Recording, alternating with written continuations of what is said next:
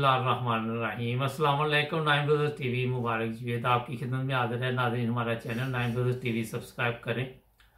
आज सरफराज नवाज साहब किसी तारफ के मोहताज नहीं, तो मैंने कहा आज मैं इनके घर ही आया था यहाँ, तो मैंने कहा इनसे भी मिलते हैं, साथ कोई इनसे पूछते हैं क्या हालात चल रहे हैं पाकिस्तान के। जी अस्सलाम वालेकुम।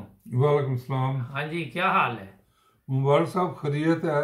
हालात तो पाकिस्तान के आपको पता ही है, अनसर्टन है। जी जी। तो आप इधर घर में ही जब से कोरोना वायरस, बाहर नहीं जा रहे? 4 माह हुए हैं जी मैं घर के दरवाजे से बाहर कदम नहीं रखा। अच्छा। अंदर ही बस अपना बस टीवी चल रहा है, पाकिस्तान के हालात सुन रहे हैं। जी जी। मुख्तलिफ चैनल लगा लेते हैं। ठीक है। और रोजाना कुछ ना कुछ कोई बात होती है, कोई बकवास होती है, ये सुनता रहता हूँ। अच्छा अच्छा, ये बताएं कि किधर जा रहे हैं हालात? आप कह रहे हैं साला कोई ना कोई तमाशा लगा होता है, लेकिन समझ से बाहर है कि कर क्या रहे हैं ये सब लोग? देखिए, सबसे पहले तो मैं ये कहूँगा कि इमरान खान जो फौज उसको लेके आई है, जी ये तो साबित हो गया है कि he is inexperience in politics. जी। बेशक ये 22 साल से सियासत या जो भी कोशिश कर रहा था प्राइम मिनिस्टर बनने की, जी जी। वह बन गया है। और थैंक्स टू पाक फौज अच्छा। कि उन्होंने 2 पार्टियों के अलावा एक और पार्टी को लेके आना था और देखना था जी जी। कि क्या है। और अब आपने देख लिया है। और मुझे आज याद है कि मुशर्रफ ने जब मुशर्रफ साहब ने टेक ओवर किया था, जी जी। तो इमरान खान को बुलाया था, जी जी। मीटिंग की, और कुछ 2 4 5 मिनट के बाद ही मुशर्रफ ने थैंक यू कह दिया कि इसमें तो कुछ सियासी बसीरत है नहीं। और वो आज साबित हो गई है कि मुल्क में इमरान खान को सियासत में तो मेरा ख्याल है जीरो हो गया है। अब फौज की बैसाखियों पे चल रहा है। जी जी। अब आप देखें पाक फौज कितनी देर तक उसको साथ रखती है। दूसरा, इन्होंने इंटरनेशनली सऊदी अरेबिया से तल्लुकात अपने खराब कर दिए हैं। और उसके बाद इमरान ने जो आपका फॉरेन मिनिस्टर है शाह महमूद ने, उसने एक ऐसा बयान दिया है जिससे देखें सऊदी अरेबिया ने फौरी तौर पे इनको कहा है कि हमारे पैसे वापस करो। और तेल की जो फ्री दे रहे थे या उधार दे रहे थे अनलिमिटेड, तो उसका भी उन्होंने बैन लगा दिया है। आइंदा एक्सटेंशन नहीं की। 1 अरब डॉलर तो उन्होंने फौरी तौर पे वापस लिए हैं जो पाकिस्तान ने चाइना से लेके दिए हैं। अब वो मजीद भी 2 अरब जो और दिए हुए हैं, 3 अरब थे, तो 2 अरब और वो मांग रहे हैं वापस। और ये मेरा ख्याल है कि बड़ी पुअर पॉलिसी इमरान ने बनाई है। उसके बाद आप देखें कि आज हमारे या कल येस्टरडे आर्मी चीफ भी गए हैं और इंटेलिजेंस के भी चीफ गए हैं सऊदी अरेबिया, और वहाँ पे वो बादशाह को मिलेंगे और उसके बाद देखें क्या हालात होते हैं। तो अब तो इशू देखें लंबे चौड़े बन गए हैं। एक तो इसराइल मैदान में आ गया है, जो यूएई ने उसको एक्सेप्ट कर लिया है, और सऊदीया ने तो पहले से एक्सेप्ट किया हुआ है। उसके बाद फिर कतर, कुवैत, ये 2 मुल्क जो और हैं, अब ये भी साथ आ जाएंगे मुझे लग रहा है। और सिर्फ अब मामला रहेगा फलस्तीन का। अगर इसराइल फलस्तीन का मामला तय कर लेता है तो ये सारा एक, मैं कहूँगा, अरब कंट्रीज का एक काफी बड़ा मामला बन जाएगा। और अमेरिका भी यही चाहता है कि इनको यूनाइट करके वो अपना ट्रंप आइंदा इलेक्शन जीते। तो ये बड़ी लंबी चौड़ी बातें जा रही हैं। जी। अच्छा, ये थोड़ा पाकिस्तानी चलते हैं। इमरान खान के दावे तो बहुत बड़े थे, लेकिन अब अवाम कोई मुतमिन नहीं उससे। जिस तरह पंजाब के वजीर आला के बारे में वो कह रहे थे कि इनके घर में बिजली नहीं है, पानी नहीं है, लेकिन अब उसके ऊपर ये आपने नई तीसरी कहानी क्या सामने आ रही है? देखें, वजीर आला पंजाब जो है उसके घर में हर चीज है जी। उसके अपना एक भाई सीनियर अफसर भी है, अब उसको लगाया बलूचिस्तान में। जी। और उसके बाद दूसरा भाई वो भी काम कर रहा है अच्छे भले। तो ये ऐसे बातें बना रहे थे जी, बिजली नहीं, ये और आज साबित हो गया कि इमरान खान जितने झूठ बोलता है, जितने यू टर्न लेता है, आज तक शायद किसी ने ना लिया हो। और जब ये कहता रहा कि मदीना की रियासत और उसके बाद मदीना में भी यू टर्न होते थे और यू टर्न के बगैर लीडर चल नहीं सकता, उसकी सजा पाकिस्तान को मिल रही है। जिस तरह पाकिस्तान में महंगाई हो गई, जिस तरह बारिशें अब देखो अनसर्टन बारिशें हो रही हैं, इतनी ज़्यादा पीछे हुई है कि आप गंदम आपकी ख़राब होगी, उसके बाद एक टिड्डी दल आ गया, उसने तबाह कर दी फसल। तो ये सारी चीज़ें जो हो रही हैं, उसके बाद फिर कोई विजन मैं कहता हूँ कि नहीं है कि इमरान खान ने कोई विजन दी हो कि हम करना क्या चाहते हैं और क्या कर रहे हैं, और उसके बाद हम कश्मीरियों के लिए हमने क्या करना है। रोज़ाना देखें आप मुबारक साहब, इंग्लैंड में हम देखते हैं रोज़ाना कश्मीरियों के जलसे जुलूस और इंडियन हाई कमीशन के सामने जाके कंडेम करना कश्मीरियों से जो जुल्म हो रहे हैं। और उसके बाद पाकिस्तान का आप देख लें, इमरान खान तकरीर करता है कि हम आज शहर आ गया हमारी कश्मीर, हम आखिरी कतरा देंगे। उसके बाद और सारे ये कहते हैं पार्लियामेंट के अंदर ऐसे बयानबाजी हो रही है, जलसे जुलूस कर रहे हैं, जंजीर बना रहे हैं। उसका इंडिया की सेहत पे क्या असर पड़ रहा है जी। तो मैं ये कहता हूँ कि ये ना तो इंटरनेशनली फॉरेन जो आपकी एम्बेसी है या फॉरेन मिनिस्ट्री है, वो ना तो इंटरनेशनली कोई मूव कर रही है कश्मीरियों के लिए, ना तो कोई इनका वर्ल्ड वाइड कोई अपना कोई ग्रुप बना है। आपके पास है क्या? एक आपके पास टर्की है, एक फारिस मुहातर था वो भी चला गया है, चाइना है, अब उसके बाद आपके पास वो है ही कोई नहीं। यही 2-3 मुल्क हैं जो आपको सपोर्ट कर रहे हैं। अच्छा, बारिशों की बात आपने की, कराची में इनकी आपस में पहले मुआहदा हुआ कि हम कराची में मिलके काम करेंगे, फिर आज आपने फिर सुन लिया। ये सारा दिन ये तो आपस में लड़ते झगड़ते रहते, तो काम अवाम के कौन करेगा?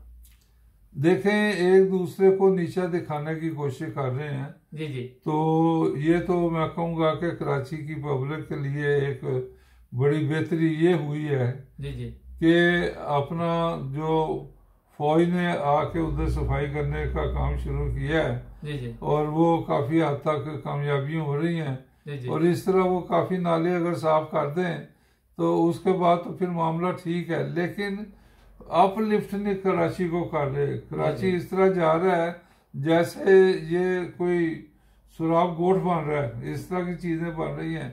और ना वहाँ सड़कें चल रही हैं, ना कोई उनके ट्रांसपोर्ट जो नई आनी थी वो भी नहीं आई जी। और अवाम ख्वार हो रहे हैं जी। और कोई प्रॉपर सिस्टम नहीं है और कोई प्लान नहीं है।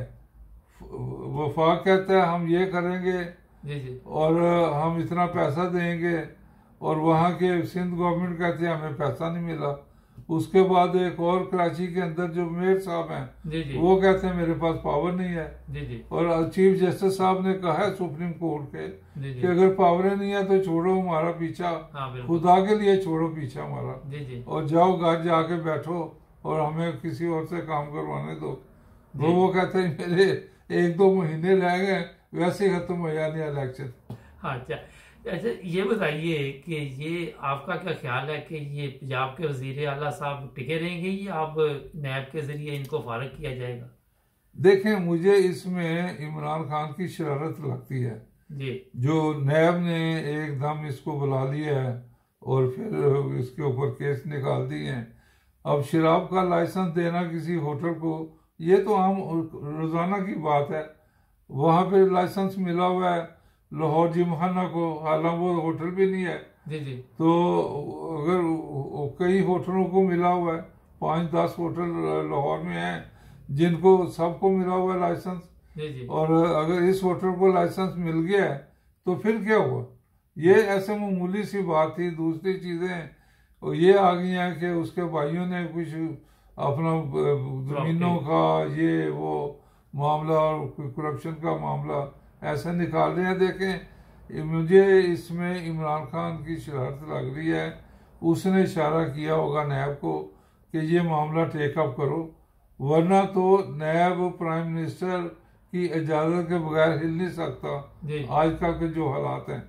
तो उसमें तो ये इमरान लगता है कि जो इतना इशू बना हुआ है कि ये जो चीफ मिनिस्टर पंजाब काम नहीं कर सकता, हर रोज ये आता है इसको बदलें ये करें, तो मेरा ख्याल है इसको बदलने के लिए पहले ये नैब इसको गंदा करेगी। अच्छा। फिर लगता है कि इमरान इसको निकालेगा कि जी ये इसके चार्जेस आ गए हैं इसलिए मैं निकाल रहा हूँ, वरना उसके पास बहाना कोई नहीं।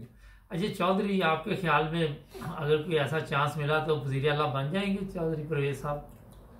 देखें हालात तो जा रहे हैं काफी इस तरह के, और ये जो अभी मैंने बात की है एक उसमें ये भी है कि चीफ मिनिस्टर को अगर हटाते हैं तो आइंदा हो सकता है चीफ मिनिस्टर ये इमरान खान का इलेक्ट ही ना हो सके।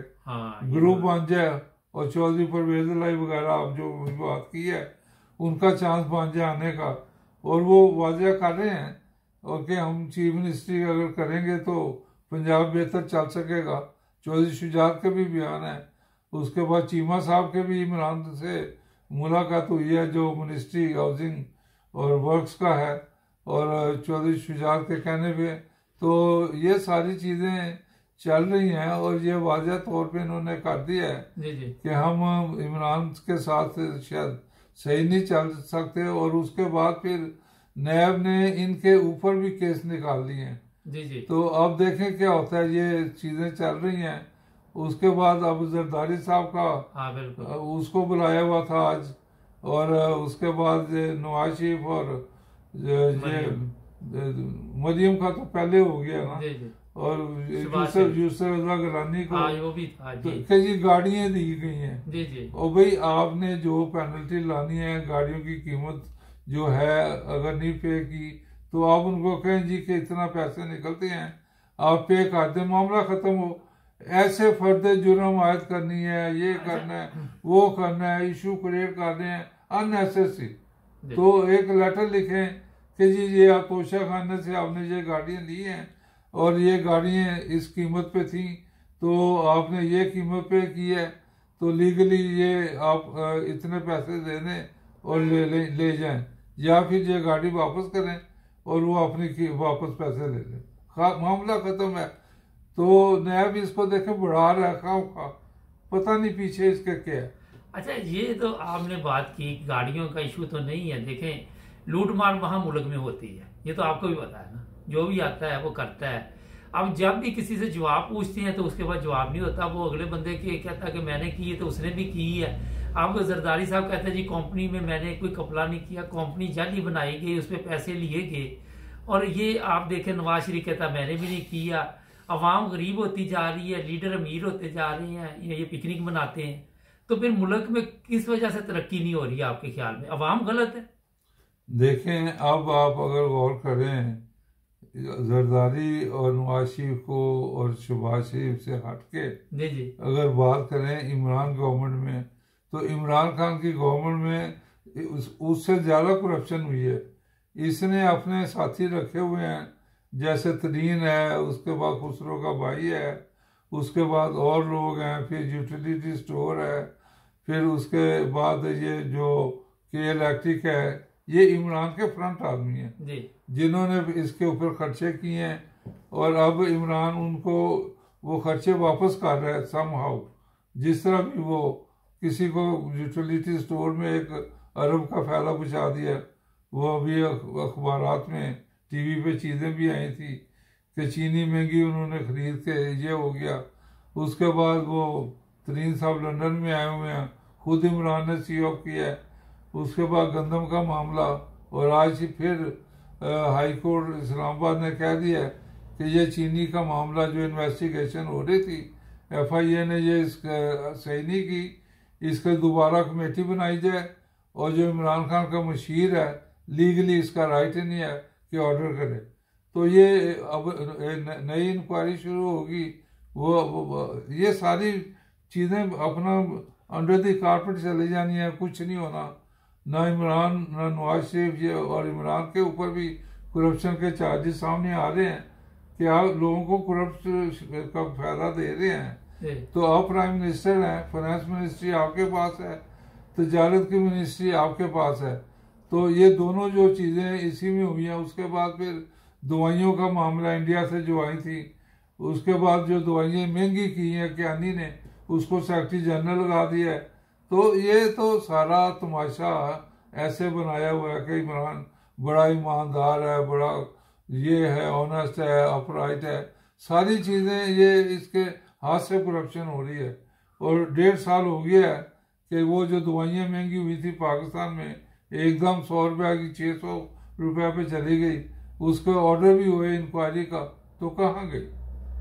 अच्छा, ये तो ठीक बात है आपने, चलो इमरान को तो अभी रहने दे, अभी आया, लेकिन जो पहले लोग रहे जैसे जरदारी साहब थे और नवाज शरीफ थे, ये भी तो अभी तक मुतमिन नहीं ना कर सके किसी को। अच्छा, एक सवाल है, आप यूके में रहते हैं, यहाँ पे आपको पता है कोई गलत काम करे तो वही जवाब देता है ना।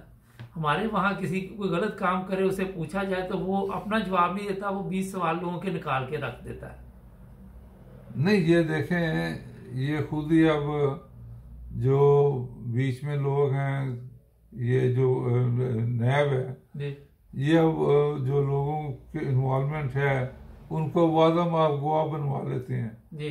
वो फिर बाद में मुकर जाते हैं जाके जी के अदालत। असल चीज तो अदालत का बयान होता है कि अदालत में आपने क्या बयान दिया है जी। वरना तो ये नैब के आगे बयान दिया है, वो कल को मुकर जाएंगे कि ये हमें प्रेशर डाल रहे थे, ये हम डर गए थे तो हमने ये बयान डर के दिया है, लेकिन हमारा ये बयान नहीं है।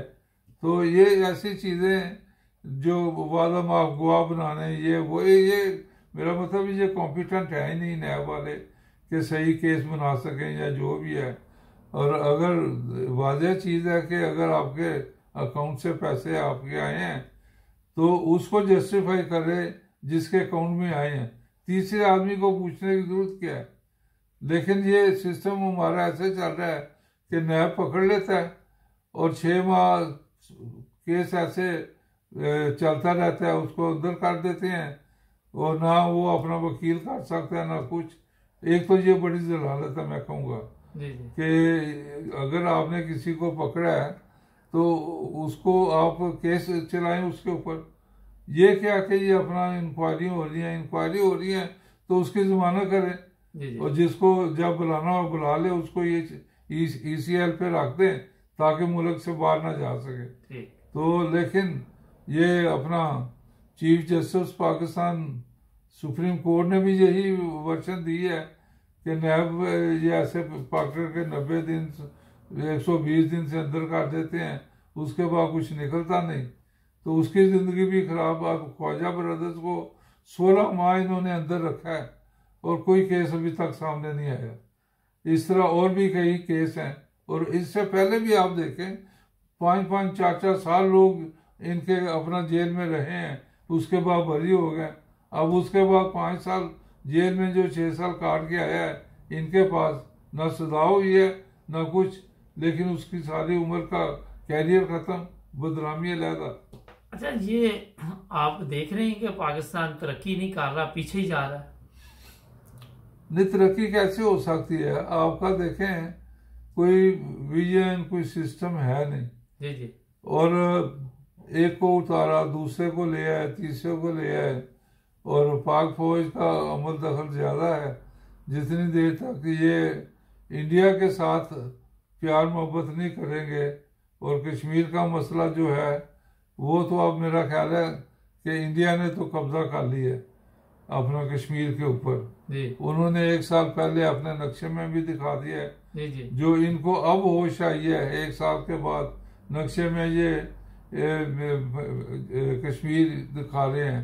तो ये तो मामले ऐसे चल रहे हैं। अब ये देखें, पहले जब वाजपेयी था और नवाज शरीफ था तो कोई नेगोशिएशन चल रही थी, कोई लेन देन होने लगा था, लेकिन नहीं हुआ। उसके बाद फिर मुशर्रफ आया, उसके साथ भी कोई मनमोहन के साथ मामला कुछ चले थे, लेकिन वो फिर ऐसे बीच में रह गए। तो ये हालात, लेकिन अब तो टोटली लड़ाई है। अब तो देखें कोई सुलह की बात नहीं है, कोई अपना बातचीत नहीं हो रही, निगोशिएशन नहीं हो रही। अब तो वो इंडिया ने ऐलान कर दिया है कि ये कश्मीर हमारा है, आप जाएं। चलें जी, बहुत शुक्रिया आपने टाइम दिया। 9 ब्रदर्स टीवी को नाजरीन हमारे चैनल को सब्सक्राइब करें। आप कोई मैसेज देना चाहें हमारे नाजरीन को? वो मैसेज यही है कि पहला पाकिस्तान मैच आ रहा है, टेस्ट मैच, और दूसरा तो बारिश की नजर सारा कुछ ड्रॉ हो गया। अब तीसरा मैच 21 तारीख से शुरू होगा और दुआ यही है कि पाकिस्तान मैच जीते और इंग्लैंड के साथ 1-1 से बराबर करके वापस जाए। यही खुशी हमें चाहिए। अच्छा, ये तो मैच की बात होगी। असल में मुझे इधर ही ख्याल आया, आप भी तो सियासत में नहीं, इमरान खान से पहले तो आप सियासत में आए थे ना? जी जी जी। तो आपने क्यों छोड़ दी सियासत? देखे, सियासत में तो चमचागिरी चाहिए। अच्छा, आप लीडर के चमचे बने, ठीक, और कामयाबी आपकी जब है कि सारे चीजें छोड़ के सुबह सुबह आपको जिम्मेदारी है कि अगर कामयाब होना है कि लीडर के उठने से पहले उसके घर जाके बैठे। अच्छा, और लीडर जब आए तैयार त्यूर होके तो आप सामने शक्ल दिखाएं। अच्छा, उसके बाद फिर लीडर जहां जहां जाए, उसके बाद फिर लीडर हिज मास्टर वॉइस बने। जैसे वो कुत्ता वाला रिकॉर्ड होता था ना, चाबी वाला, तो कुत्ता ऐसे घूमता था और चाबी जो दो वही उसने कहना है। तो आप वो उस तरह जो लीडर कहे कि ये झूठ बोलना है, ये फलानी चीज कहनी है, तो आप उस तरह करें। अच्छा, तो उसके बाद फिर शाम को जब लीडर सोने चला जाए तो फिर वहां से निकलें। अच्छा, तो फिर आपकी बड़ी कामयाबी है ये चमचागिरी करके और इस तरह इस मास्टर वॉइस बन के, वरना तो कोई इस तरह नहीं है बस। तो आप कितनी देर रहे सियासत में? तो मैं देखें, मैं रहा अपना सियासत में तो 2 दफा बेनजीर के साथ एडवाइजर था जी, फेडरल। तो उसके बाद पहले 85 से 88 में MPA था, जी, जी, इलेक्शन जीता था। तो फिर 96 जब बेनजीर कत्ल हुई है तो उसके बाद फिर मैंने भी छोड़ दी। अच्छा, फिर आपने सियासत छोड़ ही दी? छोड़ इसलिए दी कि जरदारी ने बेनजीर ग्रुप को यही समझा कि मैं बेनजीर ग्रुप हूँ। अच्छा, तो उसने बदर वगैरह ये ऐसे सारे लोगों को डिस्कार्ड कर दिया कि ये बेनजीर ग्रुप के लोग थे, इनको फारग किया जाए। अच्छा, तो इस वजह से फिर अलहदगी। और उसके बाद फिर एक इलेक्शन मैंने लड़ा बेनजीर के जमाने में, जी, जी, तो मैं 18,000 वोटों से जीता हुआ, जी, जी, और मुझे रिकाउंटिंग में 400 वोटों से हरा दिया। अच्छा, तो मैंने कहा मैं अल्लाह न डालता हूँ इस तरह जालसाजी के ऊपर जी, जी, कि इलेक्शन इतने बड़ा मार्जिन से जीता हुआ, ऐलान हुआ जी, तो बाद में हरा दिया जाए। तो फिर मैंने कहा ये तो 2 नंबरी का काम है, इसमें ऐसे, और उसके बाद पैसे लगाओ, फिर पैसे लूटो, बनाओ, फिर अपना लगाओ, फिर लूटो। तो ये तो ऐसा मैं काम नहीं कर सकता कि बेईमानी करो और फिर अवाम के सामने झूठ बोलना कि जी मैं आपका ये कर दूंगा, वो कर दूंगा, बाद में पता चला ये तो ऐसे हो ही नहीं सकता। तो इसलिए फिर मैंने सियासत से खैरबाल कह दिया कि ईमानदारी इसमें है नहीं, बेईमानी है। अच्छा, आपके ख्याल में पाकिस्तानी सियासत में कितने फीसद झूठ बोला जाता है? मैं कहता हूँ कि 100% से भी 200% के वो भी कम है। मतलब ये सब सबज बाग दिखाते हैं? सबज बाग 24 घंटे आप झूठ बोलते रहते हैं कि मैं ये कर दूंगा। देखें, अब हजारों लोग आपके पास आते हैं, कोई कहते हैं नौकरी चाहिए, कोई कहते हैं मुझे ये चाहिए, कोई रात को लेट आ जाते हैं कि मेरा कोई फौत हो गया, मुझे कफन के पैसे दें। तो आप क्या करेंगे? तो आप ये बताएं, ये यूरोप की सियासत और पाकिस्तान की सियासत में तो बहुत फर्क है। जमीन आसमान का फर्क है। यहाँ देखें, किसी के ऊपर इल्जाम लग जाए, वो फौरी तौर पे मिनिस्ट्री से नहीं, अपना मेंबरशिप से ही इस्तीफा दे देते बिल्कुल ऐसे ही है। तो पाकिस्तान में तो इल्जाम लगे तो खुश होता है, उसके पास और लोग जाते हैं कि यार ये तो काम का आदमी है, इसके तो पैसा बनेगा।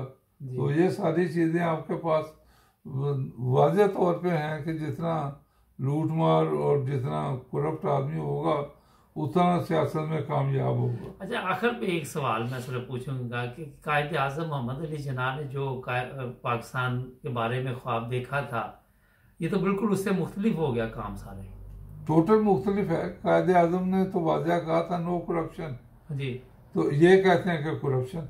और उन्होंने ये भी कहा था कि हम एक कौम होंगे ना, हाँ, तो लेकिन नहीं बन सकी।